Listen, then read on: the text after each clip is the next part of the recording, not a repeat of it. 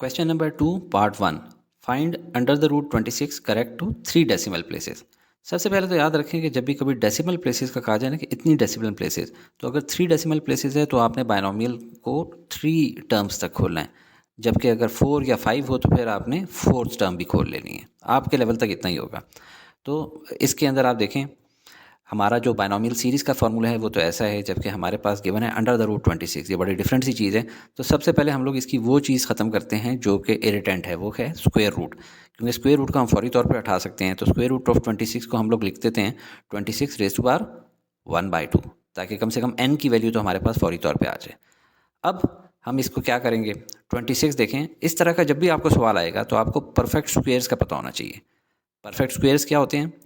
4 एक perfect square है, 9 भी एक परफेक्ट स्क्वेयर है, 16 एक परफेक्ट स्क्वेयर है, 25, 36, 49, 64, 81 और 100 ये किसके परफेक्ट स्क्वेयर हैं? 4 2 का परफेक्ट स्क्वेयर है, 9 3 का परफेक्ट स्क्वेयर है, इसी तरह 4 का स्क्वेयर, 5 का स्क्वेयर, 6 का स्क्वेयर, 7 का स्क्वेयर, 8 का स्क्वेयर, 9 का स्क्वेयर और 10 का स्क्वेयर।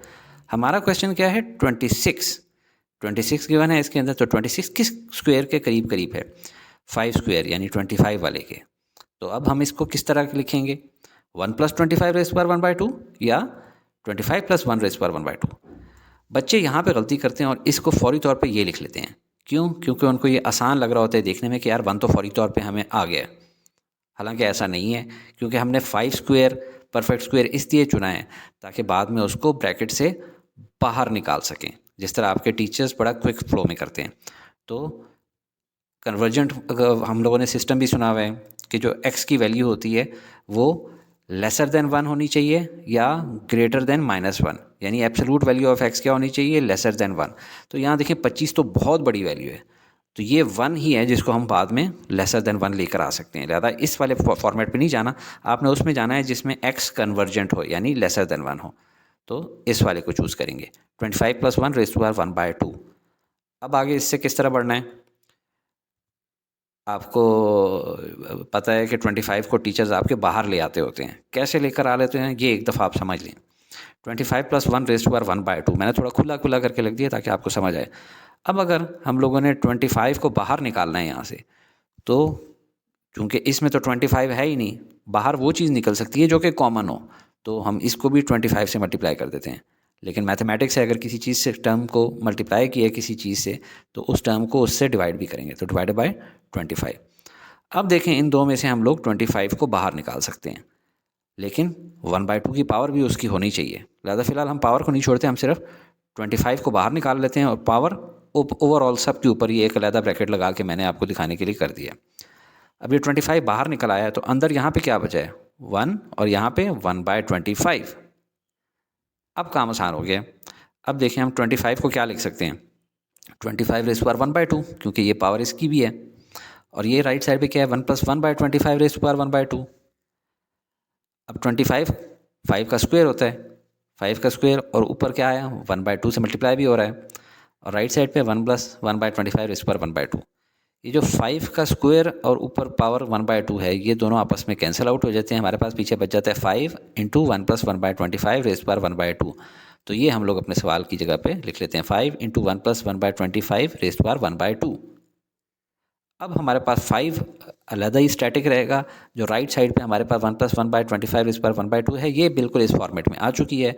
अब इसको हम लोगों ने सॉल्व करना है, तो इसमें n की वैल्यू है 1/2, a की वैल्यू है 1 और x की वैल्यू है 1/25।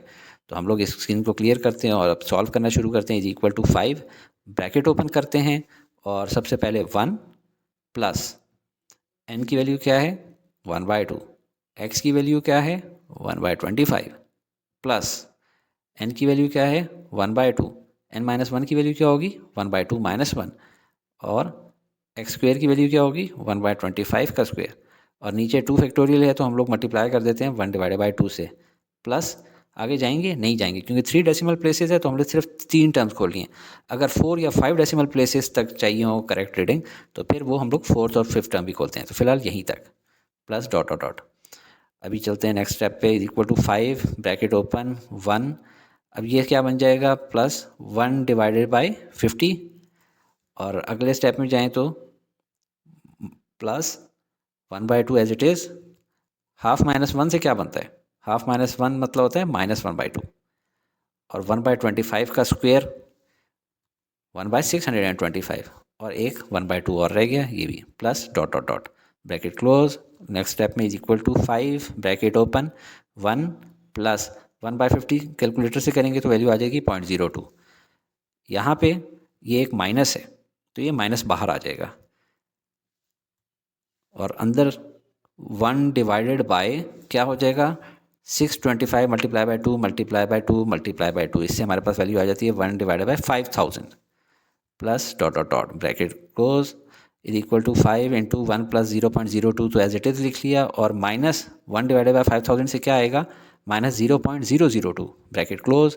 इन अंदर वाली तीन टर्म्स को जब सॉल्व करेंगे तो वैल्यू आ जाएगी, और उसको 5 से मल्टीप्लाई करेंगे 1.0198 को, जब इसको मल्टीप्लाई करेंगे तो वैल्यू आ जाएगी 5.099, और 3 डेसिमल प्लेसेस तक मैंने इसको राउंड ऑफ किया है, क्योंकि क्वेश्चन में हमें 3 डेसिमल प्लेसेस गिवन थी, और यही हमारी बुक के अंदर आंसर है। Question 2 part 2, evaluate 1 over under the root 0.998 square root correct to 4 significant figures. देखने में तो बड़ा डरावना सा लग रहा है, लेकिन बहुत आसान है, और चूंकि 4 सिग्निफिकेंट फिगर्स का है ऑलरेडी, इसमें 3 डेसिमल प्लेसेस तक तो मौजूद है, लिहाजा हम लोग 3 टर्म्स तक ही ओपन करेंगे। तो देखें कि हम लोग इस अपनी टर्म को लिख लेते हैं जो क्वेश्चन में है, और हमारा जो फार्मूला होता है बायनॉमियल सीरीज़ का वो तो कुछ ऐसा होता है। तो हम लोगों ने पहले अपनी टर्म को इस कंडीशन में लेके आना है। तो आसान चीज़ क्या है, स्क्वायर रूट से जान छुड़ाई जाए, और स्क्वायर रूट से जान छुड़ा के अगर इस अंडर द रूट की वैल्यू क्या होती है? पावर 1/2। अगर नीचे है तो 0.998 रेज टू द पावर 1/2 है, अगर इसको ऊपर लेके जाएंगे तो हो जाएगी 0.998 रेज टू द पावर -1/2।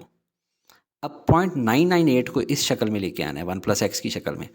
तो हम क्या कर सकते हैं? देखें 0.998 1 के बिल्कुल करीब है, तो हम लिख लेते हैं 1 माइनस 0.002, इस तरह कर लेते हैं 1 minus 0.002 raise to the power -1/2। अब ये हमारी इस शक्ल में आ चुकी है।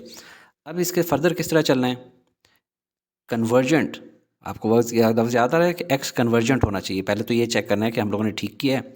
देखें कन्वर्जेंट का मतलब है x लेसर देन 1 या ग्रेटर देन -1, या एब्सोलूट वैल्यू अगर माइनस प्लस को ना भी देखें तो सिर्फ 1 से छोटा होना चाहिए। तो 0.002 1 से बहुत छोटा है, लिहाजा ठीक है, हमारा सवाल तो हमने यहाँ तक सही बना लिया। n की वैल्यू इसमें है -1/2, a की वैल्यू है 1, और x की वैल्यू है -0.002। अब इसको इस इक्वेशन में पुट इन करना शुरू कर देते हैं। तो सबसे पहले 1 एज इट इज़ आएगा, प्लस n की वैल्यू क्या है? -1/2 मल्टीप्लाई बाय x, यानी -0.002 से मल्टीप्लाई करेंगे, प्लस नेक्स्ट n की वैल्यू क्या है? -1/2, और n-1 की वैल्यू यानी -1/2 -1, और x स्क्वेयर की वैल्यू यानी -0.002 का स्क्वेयर, और ये जो नीचे 2 फैक्टोरियल है तो मल्टीप्लाई कर देंगे 1/2 से, plus dot dot dot is equal to 1।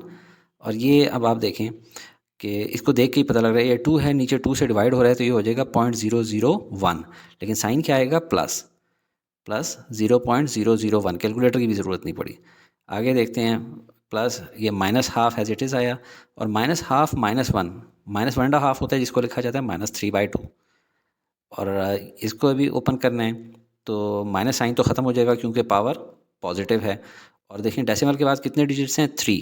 तो अब जो हम जब स्क्वायर करेंगे तो डेसिमल के बाद 6 डिजिट आ जाएंगे, और 2 का स्क्वायर होता है 4, तो आखिरी डिजिट जो है वो उसका 6 डिजिट जो होगा वो 4 होगा, 0.000004। देखिए कैलकुलेटर के बगैर सॉल्व करा रहा हूँ। Multiply by 1/2 plus dot dot dot is equal to 1 plus 0.001। अब इसको सॉल्व करना है। इसको कैसे किया जाएगा? 3 मल्टीप्लाई बाय 4 12 होता है, ठीक है, और ये दोनों माइनस हैं तो ये प्लस हो जाएगा, तो प्लस 0.000012 0.000012 डिवाइडेड बाय 8, क्योंकि 3 दफ़ा 2 लिखा हुआ है, आपस में मल्टीप्लाई होंगे तो 8 आएगा, plus dot dot dot in दोनों को इकट्ठा कर लेते हैं, इक्वल टू 1.0001, और इसको सॉल्व करेंगे कैलकुलेटर से क्योंकि अभी बहुत ज़्यादा आगे ट्रिकी हो गया है, और आखिर में इसके आ जाएगा 0.0000015। इन दोनों को सम करें तो हमारे पास आंसर आ जाता है 1.0010015, जिसमें हम लोगों ने करनी थी 4 सिग्निफिकेंट डिजिट जो कि हैं 1.001, और यही आपकी बुक में आंसर भी है। Question 2 part 3, find the cube root of 126 correct to 5 decimal places.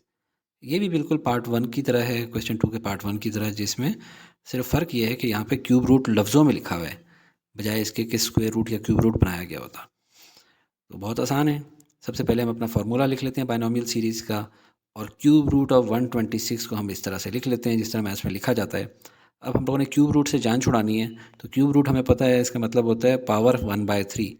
तो लिख लेते हैं 126 रेज टू द पावर 1/3। अब हमने इसको बाइनोमियल की शक्ल में लेके आना है, जिस तरह नीचे 1 + x आप लिखा हुआ देख रहे हैं। तो ये 126 रेज टू पावर 1/126 को हम क्या करें यार, किसी का स्क्वायर तो नहीं है ये, ऊपर चूँकि 1/3 लिखा हुआ है, इसका मतलब ये किसी का परफेक्ट क्यूब होना चाहिए। तो परफेक्ट क्यूब कौन कौन से होते हैं देखते हैं। 2 का क्यूब, 3 का क्यूब, 4 का क्यूब, 5 का क्यूब, 6 का क्यूब, यहाँ तक ही देख लेते हैं। 2 का क्यूब क्या होता है 8, 3 का क्यूब 27, 4 का क्यूब 64, 5 का क्यूब 125, 6 का क्यूब 216। तो यहाँ पे देखें हमारा नंबर है 126 जो क्वेश्चन में गिवन है, हम करीब हैं 125 के। तो अब 126 को अगर हम लोगों ने स्प्लिट करके लिखना है तो क्या लिखेंगे, 1 + 125 या 125 + 1। बच्चे गलती करेंगे, इसको पिक करेंगे ताकि इस तरह हो जाए, लेकिन आपने भूलना नहीं है आपका एक्स जो है हमेशा कन्वर्जेंट होना चाहिए। कन्वर्जेंट मतलब एक्स की टर्म स्मॉलर देन 1 या ग्रेटर देन -1 होनी चाहिए। अगर माइनस प्लस की बात ना करें, सिर्फ सिंपली एक्स की बात करें कि मैग्नीट्यूड उसका जो होना चाहिए लेसर देन 1, तो ये चूँकि 1 या 1 से कम है, इसी को हम लोग अडॉप्ट करेंगे। 125 + 1 रेज़ टू पावर 1/3। अब 125 हम लोगों ने बाहर निकालना है क्योंकि हमें तो 1 चाहिए, तो ये कैसे निकालेंगे, इसके लिए मैं आपको एक स्क्रीन पे दिखाता हूँ। दोबारा से ये लिख लेता हूँ 125 + 1 रेज़ टू पावर 1/3। देखें अगर 125 को मैंने बाहर निकालना है, वो उसी सूरत में हो सकता है कि इसमें भी 125 मौजूद हो, तभी तो कॉमन चीज़ बाहर निकाल सकते हैं। तो हम ऐसा करते हैं, इसको 125 से मल्टीप्लाई कर देते हैं। लेकिन मैथमेटिक्स में अगर किसी टर्म को किसी चीज़ से मल्टीप्लाई करें तो उससे डिवाइड भी किया जाता है, तो डिवाइड भी कर देते हैं। अब हम लोग 125 इसमें से कॉमन ले लेते हैं, लेकिन साथ ही एक बड़ी ब्रैकेट और लगा देते हैं ताकि 1/3 हमारे से मिस आउट ना हो जाए कि वो सब की पावर है। अंदर क्या बच गया, यहाँ पे बच गया 1 और यहाँ पे बच गया 1/125। अब देखें 125 की पावर भी 1/3 और 1 + 1/125 की पावर भी 1/3 है। इन दोनों को इसी तरह से अलग-अलग लिख लेते हैं। 125 किसका क्यूब है, 5 का क्यूब है, और ऊपर पावर क्या है 1/3। ये वाली टर्म एज इट इज़ नीचे आ जाएगी। ये 3 और ये 3 आपस में कट जाएंगे, तो बच जाएगा 5 × 1 + 1/125 रेज़ टू पावर 1/3। तो ये हम यहाँ पे लिख लेते हैं, जो कि आपके टीचर्स अक्सर डायरेक्ट लिख लिया करते होते हैं, 5 × 1 + 1/125 रेज़ टू पावर 1/3। अब आगे सॉल्व करना है, तो n की वैल्यू क्या है 1/3, a की वैल्यू है 1 और x की वैल्यू है 1/125। समझिए आपका क्वेश्चन तकरीबन सॉल्व हो गया। अब इसको फिल इन करना शुरू करते हैं। यहाँ पे देखें पहली टर्म तो 1 ही होगी, लेकिन उससे पहले बाहर 5 है, इसको भूल नहीं जाना आपने, 5 तो अलग लिखना है। अभी बाइनोमियल सीरीज़ के आगे ब्रैकेट लगा लें, इसके ऊपर सारी कैलकुलेशन होगी, आखिर में 5 से मल्टीप्लाई कर देंगे, तो 1 एज इट इज़ आएगा, प्लस n की जगह क्या 1/3, x की जगह क्या आएगा 1/125, प्लस n की जगह क्या है 1/3, n - 1 की जगह क्या होगा 1/3 - 1, और x स्क्वायर की जगह 1/125 का स्क्वायर, और नीचे 2 फैक्टोरियल है तो हम लोग 1/2 से मल्टीप्लाई कर देते हैं, प्लस आगे जाएंगे नहीं जाएंगे, ब्रैकेट क्लोज कर देंगे। क्यों, देखिए 1/125 ही इतनी छोटी वैल्यू आएगी 0.00 समथिंग, तो 1/125 का स्क्वायर तो और भी छोटी वैल्यू आएगी, और हमने 5 डेसिमल प्लेसेस तक जाना है सिर्फ, तो बस यहीं तक काम करेंगे। चलते हैं आगे, 5 ब्रैकेट ओपन, 1 प्लस 1 मल्टीप्लाई होगा, ऊपर तो 1 ही रहेगा, नीचे क्या आ जाएगा 375। अब अगले स्टेप में प्लस 1/3 एज इट इज़ नीचे आएगा, 1/3 - 1 से क्या बनता है -2/3, और 1/125 का होल स्क्वायर लें, ऊपर तो 1 ही आएगा और नीचे आएगा 15,625, और 1/2 as it is plus dot dot dot bracket close equal to 5 bracket open 1 plus 1/375 को कैलकुलेटर से कैलकुलेट करेंगे, वैल्यू आएगी 0.00267। नेक्स्ट हम लोगों ने प्लस लगाना है या माइनस लगाना है।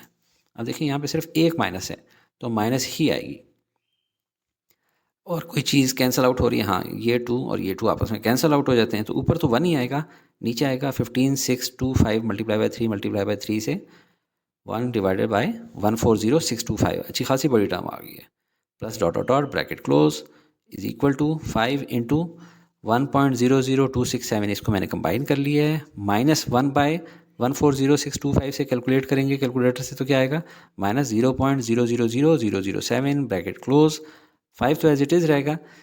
इसको सॉल्व करेंगे कैलकुलेटर से तो हमारे पास वैल्यू आ जाएगी 1.002663। अब जब इसको 5 से मल्टीप्लाई करेंगे तो हमारे पास वैल्यू आएगी 5.013315।